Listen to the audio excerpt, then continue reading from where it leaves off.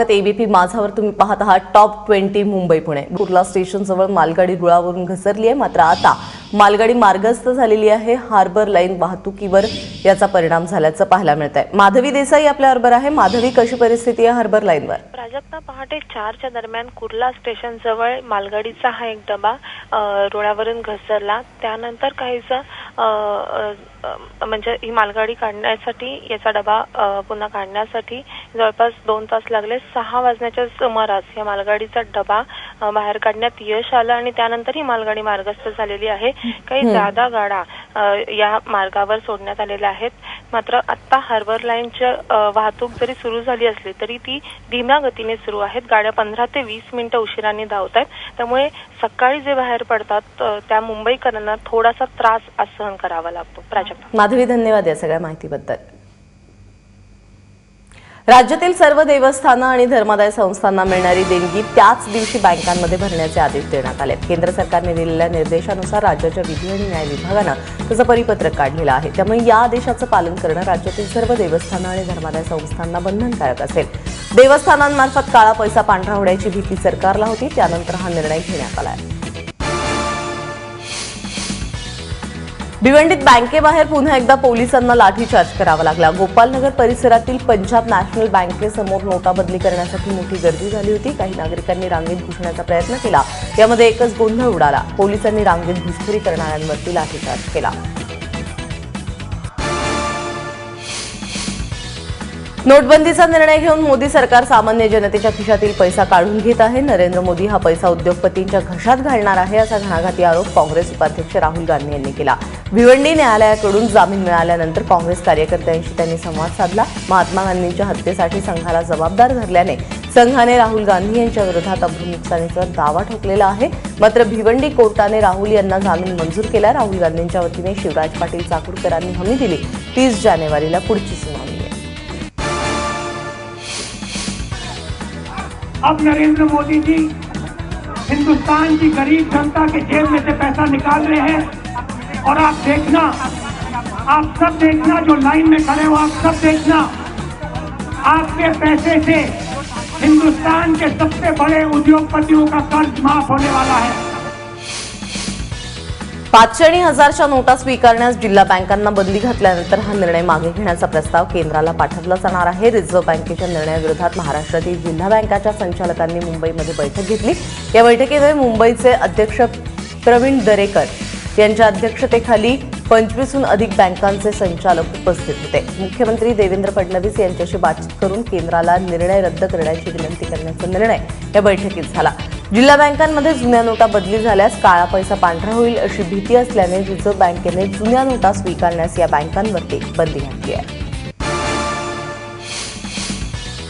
शिवसेना प्रमुख बाळासाहेब ठाकरे यांचा आज 4था स्मृतिदिन आहे. शिवतीर्थावर बाळासाहेबांच्या स्मृतीस्थळाचं दर्शन घेण्यासाठी शिवसेनेच्या कार्यकर्त्यांसह अनेकांच्या रांगा लागण्याची शक्यता आहे. सकाळी 11 वाजता शिवसेना पक्षप्रमुख उद्धव ठाकरे बाळासाहेबांच्या स्मृतीस्थळाचं दर्शन घेतील. दरम्यान शिवसेनेकडून शिवाजी पार्कवर नागरिकांची गैरसोय टाळण्यासाठी विशेष तयारी करण्यात आली आहे. तर वरळीमध्ये शिवसेना प्रमुखांच्या स्मृतिदिनाच्या निमित्तानं शाखेमध्ये रक्तदान शिबिराचं आयोजन करण्यात आलं आहे.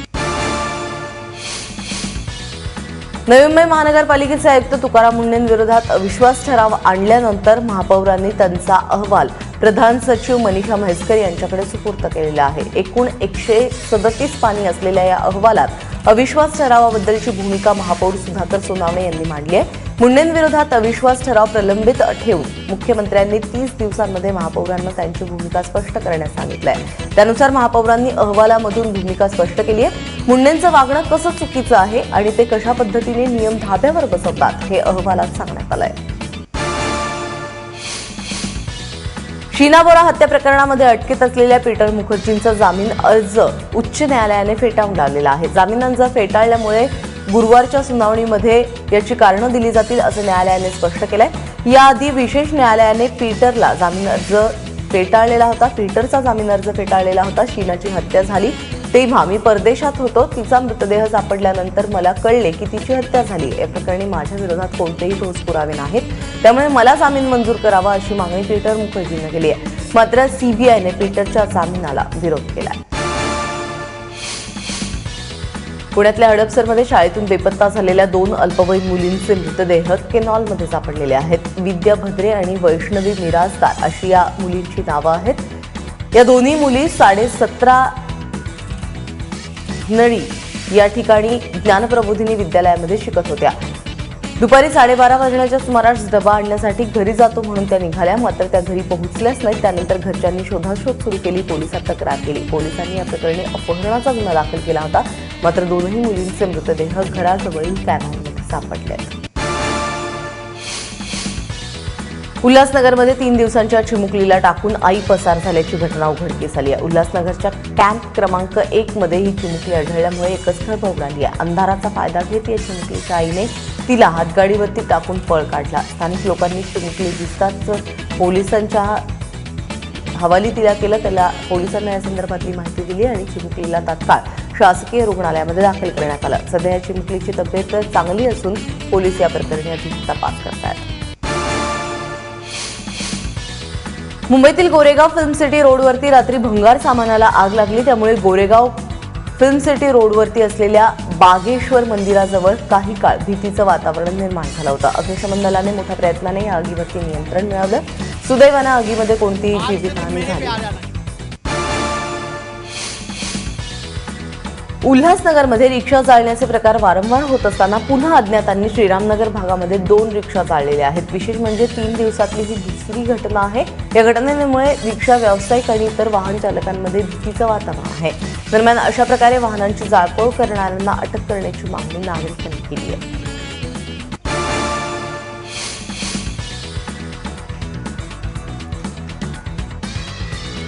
रामानंद सागर यांच्या गाजलेल्या रामायण या मालिकेमध्ये बिभीषणाची भूमिका साकारणाऱ्या मुकेश रावल यांचा मृतदेह आढळलेला आहे. त्यामुळे त्यांचा अपघात झाला की हत्या या संदर्भात प्रश्न उपस्थित होत आहेत. कांदिवली रेल्वे स्टेशनजवळ रेल्वे रुळाच्या बाजूला 2 दिवसांपूर्वी रावल यांचा मृतदेह आढळला. मृतदेहाची स्थिती पाहता हा आत्महत्या केल्याचा अंदाज पोलिसांनी वर्तवला आहे.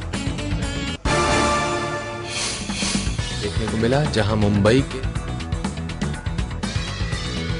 अचानक खात्यामध्ये आलेल्या पैशांमुळे अजय कुमार पटेल यांना नाहक अडचणींना सामोरं जावं लागलेलं आहे. अजय कुमार पटेल यांचं अचानक 62 लाख रुपये जमा झाले. त्यामुळे बँकेने त्यांचं खातं गोठवलेलं आहे. विशेष म्हणजे अजय कुमार आपल्या गावी गेलेले असताना हा प्रकार घडलाय.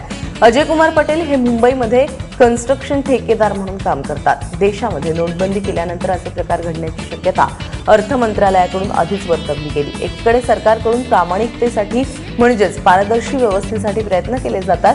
फसवेगिरी करणाऱ्यांची संख्या देखील वाढतीये. त्यामुळे नागरिकांनी सतर्क राहण्याची गरज आहे. अश्वमेध प्रतिष्ठान आणि मुंबई विद्यापीठाच्या सहयोगाने सह्याद्री वाचवा अभियान राबवण्यात येत आहे. त्यासाठी नवापूर ते सावंतवाडी अशी 1200 किलोमीटरची सायकल रॅली काढण्यात येणार आहे. 1 ते 9 डिसेंबर दरम्यान काढण्यात येणाऱ्या या रॅलीमध्ये एकूण 50 सायकल स्क्वॉड सहभागी होणार आहेत. या रॅली दरम्यान ठिकठिकाणी वृक्षारोपण करण्यात येणार असून स्थानिक गावकऱ्यांनाही यामध्ये जोडलं जाणार आहे. शालेय विद्यार्थ्यांना नौदलाच्या कामाविषयी माहिती मिळावी यासाठी मुंबईमध्ये एका कार्यक्रमाचं आयोजन करण्यात आलं होतं. त्या अंतर्गत शालेय विद्यार्थ्यांना INS शिक्रा या नौदलाच्या बेसवरती हेलिकॉप्टर आणि त्याची प्रात्यक्षिकं पाहण्यास मिळाली. त्यासोबतच मुलांनी नौदल करिअर करावं यासाठी मार्गदर्शन करण्यात आलं. यंदाचा सवाई गंधर्व भीमसेन महोत्सव 7 डिसेंबरला पुण्यात सुरू होतोय. या प्रतिष्ठेच्या महोत्सवाचं यंदाचं 64वं वर्ष आहे. महोत्सवाचं वेळापत्रक आर्य संगीत प्रसारक मंडळाचे कार्याध्यक्ष श्रीनिवास जोशी यांनी पत्रकार परिषदेमध्ये जाहीर केलेलं आहे. यंदाच्या सवाई गंधर्व भीमसेन महोत्सवामध्ये तब्बल 21 कलाकार आपला कलाविष्कार सादर करतील. भारत आणि चीन दरम्यान हँड इन हँड या संयुक्त लष्करी सरावाला पुण्यामध्ये सुरुवात झाली आहे. दहशतवादाचा मुकाबला करण्यासाठी आवश्यक प्रशिक्षण तसंच कौशल्याचं आदान प्रदान या सरावाद्वारे होणार आहे. भारत चीनच्या लष्करांमध्ये सामंजस्य वाढवण्याबरोबरच दोनही देशातील मैत्रीही यामुळे बळकट करण्याचा प्रयत्न आहे. पुण्यातील औंध मिलिटरी स्टेशनमध्ये 27 नोव्हेंबरपर्यंत हा सराव चालेल.